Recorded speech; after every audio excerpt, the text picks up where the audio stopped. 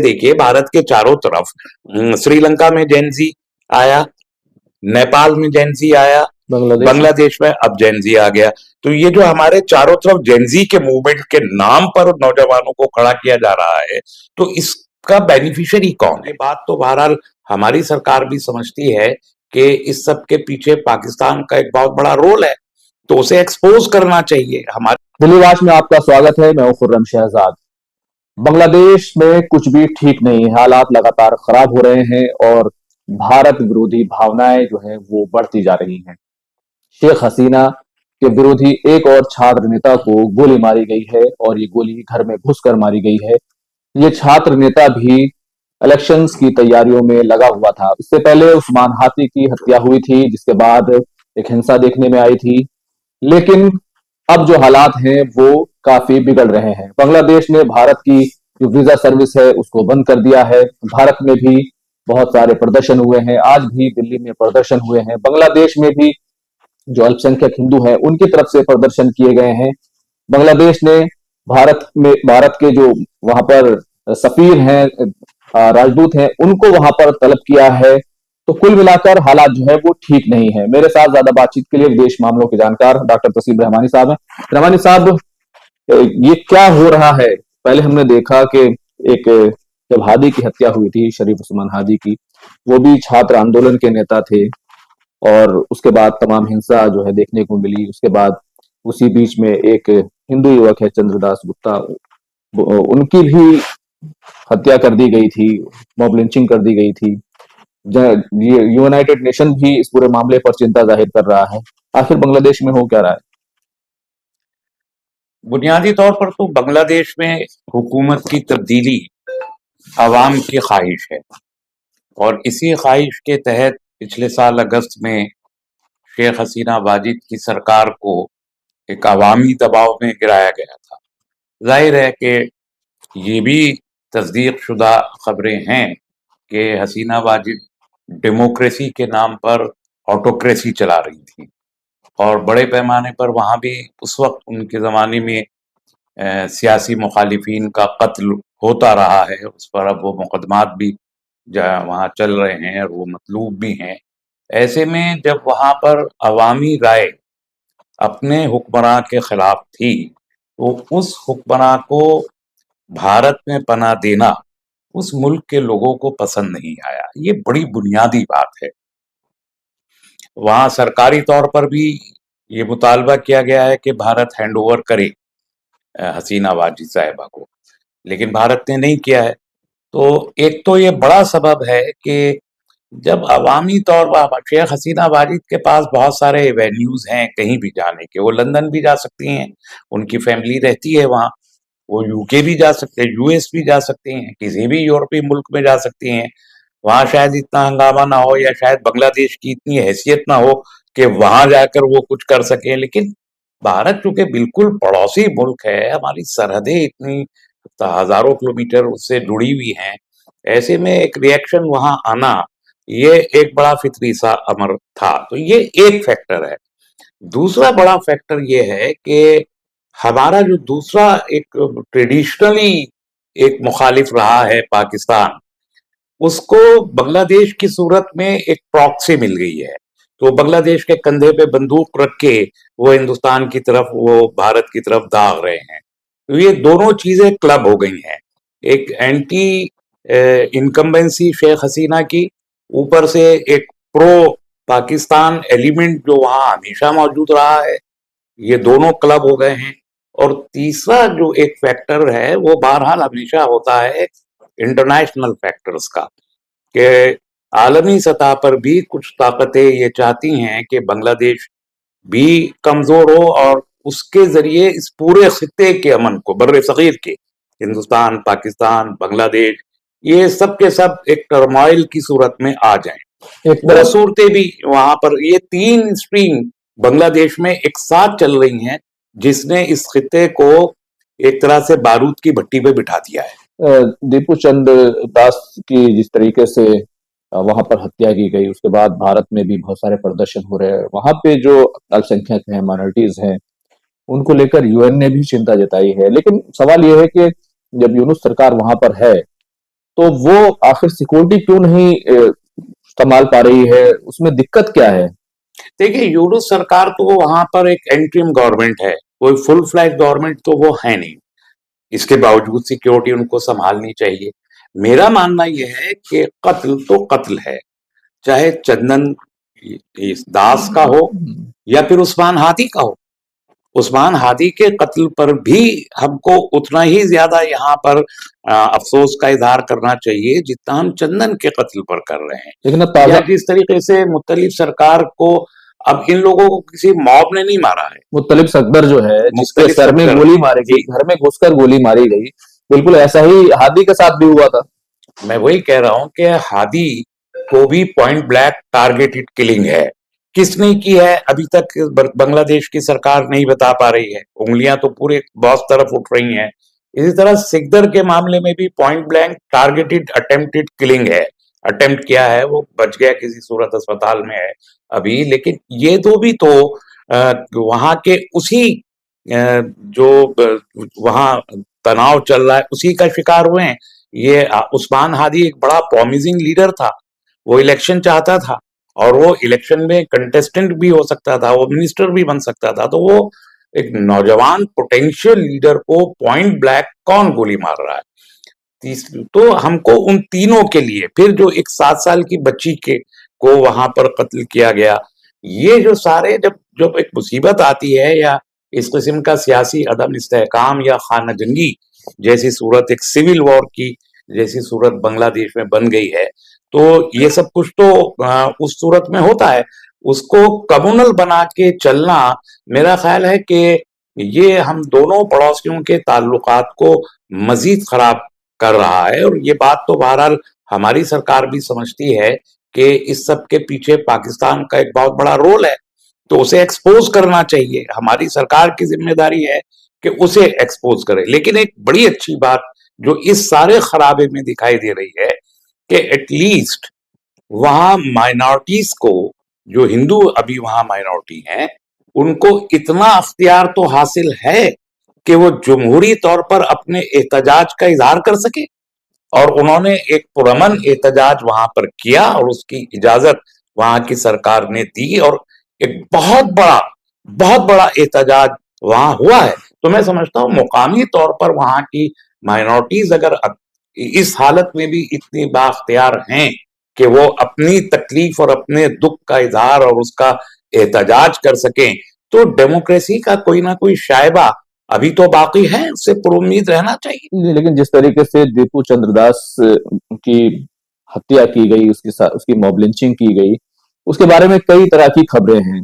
कई लोग उसको इस बात से जोड़ रहे हैं जो कुछ बांग्लादेश में रिवॉल्यूशन हुआ, जिस तरीके से वहां पर शेख हसीना की सरकार को उखाड़ कर फेंक दिया गया, उससे जोड़ रहे हैं। और लेकिन कई लोग ऐसे हैं कि ये मामला ही दूसरा है, ये तो ब्लास्फेमी से जुड़ा हुआ कुछ मामला है। ये ब्लेसफेमी की खबरें हैं, लेकिन उसकी कोई तस्दीक नहीं है कि वो ये उसने, वो एक मामूली सा वर्कर है चंद्रदास। वो मुश्किल से 8,000 या 12,000 रुपए माहाना का एक टेलरिंग शॉप में, जो रेडीमेड गारमेंट्स के फैक्ट्री में काम करने वाला छोटा सा मजदूर है। जाहिर है वो बहुत पढ़ा लिखा भी नहीं होगा, वो समझदार भी इतना नहीं होगा। जज्बात में लोग बातें करते हैं।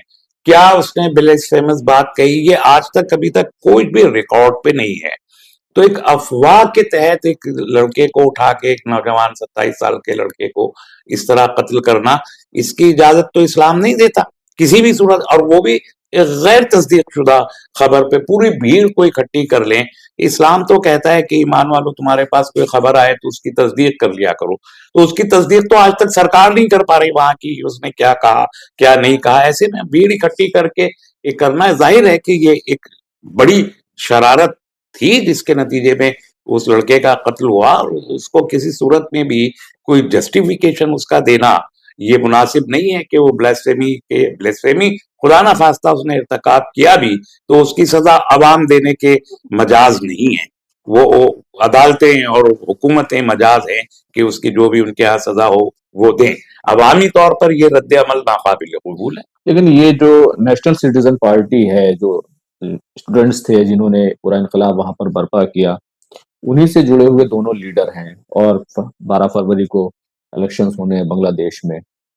अब जिस तरह के हालात बन रहे हैं तो इलेक्शंस के ऊपर भी सवाल उठने लगा है कि क्या इलेक्शंस हो पाएंगे और फिर बाकायदा तौर पर जमहूरियत बांग्लादेश में बहाल हो पाएगी, वहां पर लोकतंत्र आएगा। तो ये सिटीजन्स पार्टी के नेताओं का इस तरीके से मारा जाना और उसके बाद भारत को उसके जिम्मेदार करार दिया जाना, ये भारत के लिए कितनी देखिए, चिंता का एक मामला है? बात मैं आपसे अर्ज कर दूं, मौजूदा जो सूरत हाल है वहां बहुत कॉम्प्लेक्स पॉलिटिकल सिचुएशन है, वेरियस स्टेक होल्डर्स हैं। इलेक्शन भले ही हो भी जाए, फरवरी में इलेक्शन वहां अनाउंस्ड है, अगर वो इलेक्शन हो भी गया तो आज की तारीख में मेरा अपना जाती तज्जिया ये कहता है कि उस इलेक्शन का कोई हतमी सरकार वहां बनने वाली नहीं दिखाई दे रही है। हंग पार्लियामेंट वहां पर आ जाएगी और पॉलिटिकल इनस्टेबिलिटी, जो सियासी अदम इस्तेहकाम है, वो उस इलेक्शन से खत्म हो जाएगा। इस पे तो बहुत शुबा है, इसकी कोई सूरत अभी तो दिखाई नहीं दे रही। दूसरी बात ये कि एनसीपी, ये जो अभी नेशनल सिटीजन पार्टी सामने आई है, ये प्रो इलेक्शन पार्टी है, जो वहां प्रो डेमोक्रेसी चाहती है, और इसी के लीडर्स ने कयादत की थी शेख हसीना वाजिद के हुकूमत के खात्मे की। दूसरा बड़ा स्टेक होल्डर वहां पर जो नेशनल अल्टरनेटिव है वो तो बीएनपी है। बीएनपी कमजोर हो रही है, खालिदा जिया बहुत बीमार हैं, अस्पताल में हैं, बोल भी नहीं पा रही हैं, गालिबन वेंटिलेटर पे हैं, उनके बेटे कितना संभाल पाएंगे। तो बीएनपी ताकतवर होने के बावजूद बिखरी हुई है। जमात इस्लामी एक बहुत बड़ा फैक्टर है वहां की सियासत में, लेकिन उन इसके बावजूद भी कि वो बड़ा फैक्टर है, वहां बहुत सारे रिफाई काम जमात इस्लामी के लोग करते हैं। उनका छात्र शिविर बहुत स्ट्रांग, वहां स्टूडेंट मूवमेंट है, लेकिन इसके बावजूद वो बांग्लादेश की तारीख में, सियासी तारीख में 71 से लेके आज तक जमात इस्लामी को ये हैसियत हासिल नहीं हो सकी कि वो इलेक्शन जीत सके। ऐसे में अगर अभी वहां इलेक्शन होता है तो उन्हें बीएनपी के ऊपर पहले की तरह से डिपेंड होना पड़ेगा। तो जमात भी जानती है, तो वो अपना वो चाहती है कि जमात आ जाए इक्तदार में, और वो स्ट्रांग होल्ड जमात बना नहीं पा रही है। तो अभी जमात नहीं चाहती कि सरेदस्त इलेक्शन हो, ये खबरें हैं, अभी उसकी तस्दीक भी बाकी है। लेकिन ये नेशनल सिटीजन पार्टी चाहती है कि इलेक्शन हो, तो ये दो अलग स्ट्रीम्स हैं। बीएनपी भी चाहती है कि इलेक्शन हो, खुद शेख हसीना वाजिद की पार्टी जो अवामी लीग है वो भी इलेक्शन के फेवर में कहीं ना कहीं है, लेकिन बहुत इतनी ज्यादा वो उतावली नहीं है इलेक्शन के लिए जैसे एनसीपी या बीएनपी उतावली है। तो ये जो अलग अलग स्ट्रीम्स हैं, अलग अलग प्लेयर्स हैं, they are pulling each other. तो ये जो खींचतान चल रही है, इस खींचतान में ये टर्मोइल क्रिएट हो रहा है। तो ये सियासी भी है और इसमें कुछ इकोनॉमिक फैक्टर्स भी हैं, जैसे बहुत सारे ममालिक वहां पर इन्वेस्टमेंट कर रहे हैं, चाइना के इन्वेस्टमेंट बहुत आ रहे हैं, और कुछ अरब कंट्रीज के भी वहां इन्वेस्टमेंट जा रहे हैं जो प्रो यूएस ममालिक हैं अरबों के, उनको भी डिस्करेज करने की वहां कोशिश की जा रही है। तो तो ये इतने सारे फैक्टर कुल मिला के बांग्लादेश में ये मुसीबत क्रिएट कर रहे हैं, और ये वहां नहीं रुकेगी। ये कहीं ना कहीं इसका असर भारत के ऊपर हो रहा है, भारत के सियासी ताल्लुकात के ऊपर हो रहा है, इक़्तिसादियात पे तो तो आप कोई ये कह असर रहे नहीं हैं कि होगा। ये जो कुछ अदम इस्तेहकाम है वहां पर, अनस्टेबिलिटी है, ये अभी थोड़ा लंबा चलने वाला है, अभी ये रुकेगा नहीं? मुझे तो लगता है ये कम से कम 3-4 साल का तो ये वहां पर ये इनस्टेबिलिटी है, और जो उनकी इकोनॉमी बेटर हो रही थी, बहरहाल हसीना वाजिद के जमाने में उनके इक़्तिसादियात ने काफी तरक्की की। इंडियन रुपी के मुकाबले में बांग्लादेश का टका काफी बढ़ गया था। देखिए, उनकी इकोनॉमी हमसे ज्यादा फास्ट ग्रो कर रही थी, तो उसको भी कहीं ना कहीं ये एक उस पर रोक लगाई है, फुल स्टॉप लगाया जा रहा है। तो देखिए, नट शेल में मैं कहूं, एक मुस्लिम मुल्क है, इस्लामी हो या ना हो, इस्लामी तो कौन है पूरी दुनिया में, लेकिन एक मुस्लिम मुल्क है और वो तरक्की कर रहा है, वो आगे बढ़ रहा है, उसकी इकोनॉमी बढ़ रही है, उसका टका बढ़ रहा है, उसका कारोबार बढ़ रहा है, उसके नौजवानों को रोजगार अपने घर में मिल रहा है। वो माइग्रेशन, जो सारे बांग्लादेशी घूमते हैं कहीं, पूरे अरब में भरे पड़े हैं बांग्लादेशी, जो कहाँ कहाँ गए हैं, छोटी छोटी मजदूरियां करते हैं। भारत में इल्जाम लगता है बांग्लादेशी भरे हुए हैं, अब कोई साबित तो कोई करता नहीं है। कि कितने भरे हुए हैं, मुंह खोल के जिसके मुंह में आता है यहाँ भी वोट लेने के लिए बोल देता है बांग्लादेशी भरे हुए हैं। कोई कह रहा है बंगाल में 5 करोड़, अभी इतनी आबादी नहीं है जितना आप बांग्लादेशियों का नाम लेते हैं। असम में कहा बांग्लादेशी भरे हुए हैं, पूरा एनआरसी हो गया तो पता चला कि वो तो बांग्लादेशी नहीं है। और फिर आप जो है बगले झांकते रह गए कि हम एनआरसी को नहीं मानते। आप बंगाल में अब कह रहे हैं 5 करोड़ बांग्लादेशी निकाल के दिखाइए, एसआईआर कर रहे हैं उसमें बांग्लादेशी नहीं निकल रहे, पूरे के पूरे बिहार में बांग्लादेशी नहीं पाए गए। आप ये जो इल्जाम लगा रहे हैं भाई, उनकी पर कैपिटा इनकम भारत की पर कैपिटा इनकम से ज्यादा है, क्यों भाग के यहाँ पर आएगा, है ना। तो ये जो दोनों तरफ ये पॉलिटिक्स है, ये हमारे, हम अपने पड़ोसियों से कब तक लड़ते रहेंगे, किस किस पड़ोसी से लड़ेंगे। लेकिन भारत का तो बड़ा रोल रहा बांग्लादेश बनाने में। भारत ने बहुत सारी कुर्बानियां दी, बहुत सारे भारत के जो फौजी थे वो शहीद हुए, बहुत सारे सवाल जहाज ये है थे, कि सब वो कुछ रोल हुआ। भारत का था या पाकिस्तान का था, ये काबिल बहस सवाल है। क्योंकि खुद पाकिस्तान की जो सियासत थी 71 में, शेख मुजीब इलेक्शन जीत गए थे, उनको कोई प्राइम मिनिस्टर नहीं बनाना चाहता था। उनकी बंगाली लैंग्वेज की वजह से, उनके बंगाली कल्चरल बैकग्राउंड की वजह से पाकिस्तान ने एक बंगाली मुसलमान को अपने मुल्क का वजीर आजम बनाना कबूल नहीं किया। ये एक बड़ा वजह है। वहां पर जो है रस्सा कशी हुई, मुक्ति बाहिनी बनी, सब हुआ, झगड़ा हुआ, उसमें भारत ने उनको मुक्ति बाहिनी को सपोर्ट किया और उसको टूटना था। बांग्लादेश का बनना था, मशरिकी पाकिस्तान को टूटना था। ये उस वक्त भी जानते थे जब मशरिकी पाकिस्तान बना था कि ये टूटेगा। तो ठीक है, उसको 25 साल लग गए टूटते टूटते, लेकिन वो भारत ने तोड़ दिया या इंदिरा गांधी ने तोड़ दिया। ये इल्जाम अपने सर पे लेना कौन सी सियासी मसलहत है, मेरी समझ में नहीं आता। दोनों पाकिस्तान के हिस्सों का आपसी तनाजा था, जिसमें पाकिस्तान में मशरिकी पाकिस्तान में एक बदअमनी पैदा हुई। भारत ने उस बदअमनी में उन लोगों की जो मजलूम थे बंगाली उस वक्त वहां, इसमें क्या शक है कि बंगाली मजलूम था 71 तक, भारत ने उन मजलूमों की मदद की जैसे साउथ अफ्रीका में की थी। इससे ज्यादा कुछ नहीं है। अब आप पूरा अपने ऊपर ठीकरा फोड़ लें कि हमने तोड़ दिया, ये सियासी तौर पर ठीक नहीं है। लेकिन अभी जो मॉडर्न और नया बांग्लादेश निकलकर सामने आ रहा था, आगे रुपया उनका जो टका है वो मजबूत हो रहा था। इंडस्ट्री उनके यहाँ जो खासतौर से कपड़ों की इंडस्ट्री है, गारमेंट्स की इंडस्ट्री है, वो वहां पर चली गई थी। आ, और फिर बांग्लादेश जो पॉलिटिकल जहां पर वो मौजूद है, वो भी एक बड़ा फैक्टर है। तो क्या इंटरनेशनल और बैन अल-अक़वामी जो ताकतें हैं, पावर्स हैं, वहां पर अपनी मनमर्जी की सरकारें लाना चाहती हैं, कुछ ऐसा नहीं चाहती कि क्या एक बहुत बड़ी साजिश यूएस का चल रहा बड़ा है? मसला यह है कि एशिया में उसे पैर रखने की कोई ज्यादा जगह मिल नहीं रही है। एक ले दे के भारत है जो यूएस के साथ खड़ा रहा है। अब भारत के साथ भी यूएस के कुछ मसाइल पैदा हुए हैं 2023 के बाद से। वो इकोनॉमिक है कि हमारे जो ये 2-3 इंडस्ट्रियलिस्ट और ट्रेडर और पूंजीपति हैं, ये क्या करके आए हैं अमेरिका के साथ में, क्या नहीं किया है उसका तो अभी तक कुछ पता नहीं है। उसकी वजह से भारत के साथ भी कंस्ट्रेन हुए। लेकिन आप गौर देखिए भारत के चारों तरफ, श्रीलंका में जेनजी आया, नेपाल में जेनजी आया, बांग्लादेश में अब जेनजी आ गया।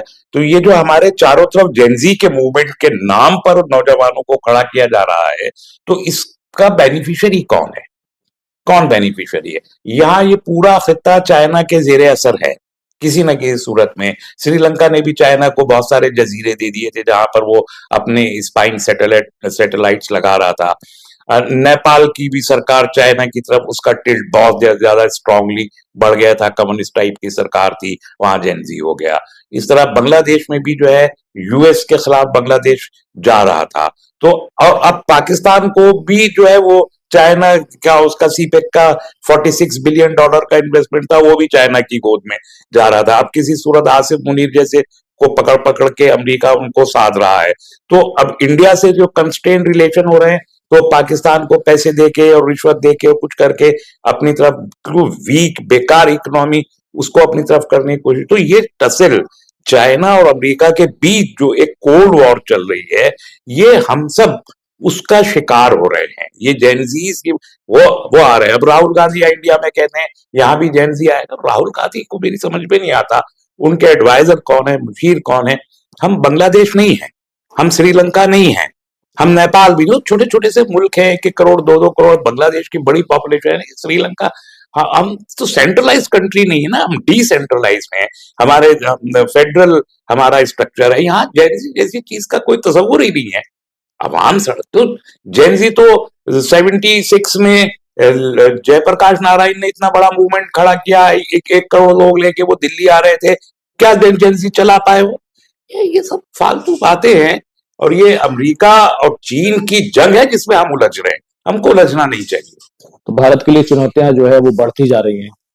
बहुत ज्यादा चुनौतियां हैं। ऐसे में हमको रिलीजियस मायोपिक फॉरेन पॉलिसी, यानी अगर हम मजहबी नुक्ता नजर से कोई फॉरेन पॉलिसी बनाते हैं, जिस जानिब हम जा रहे हैं पिछले कई साल से, ये भारत की पूरी अर्थव्यवस्था और जो एक स्टेबल पॉलिटिक्स अभी तक हमारे यहाँ है, उसके लिए ये किसी सूरत भी मुनासिब नहीं है। हमें पार्टी नहीं बनना चाहिए। हम नॉन अलाइंड रहे हैं, नॉन अलाइंड मूवमेंट हमारी खासियत है। नेहरू जी ने क्रिएट किया, इंदिरा गांधी उसकी सदर थी और वो बहुत कामयाबी के साथ दुनिया के मजलूम मुल्कों की हिमायत कर रहा था। हमारे लिए नॉन अलाइनमेंट की पॉलिसी पंचशील के उसूलों पर वही सबसे ज्यादा मुनासिब है। हमको मजहब के नुक्ता नजर से कम फॉरेन पॉलिसी नहीं बनानी चाहिए।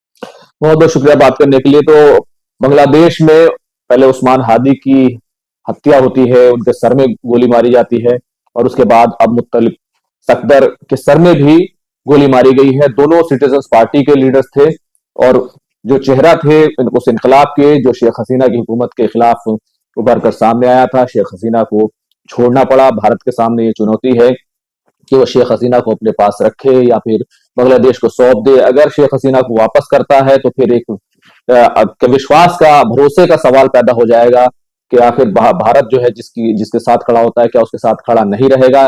और अगर नहीं देते हैं तो बांग्लादेश से जो ताल्लुकात हैं वो लगातार खराब हो रहे हैं, क्योंकि वहां पर भारत विरोधी जो जज्बात हैं वो काफी ज्यादा बढ़ रहे हैं। ऐसे में चुनौतियां भारत के लिए बढ़ती जा रही हैं।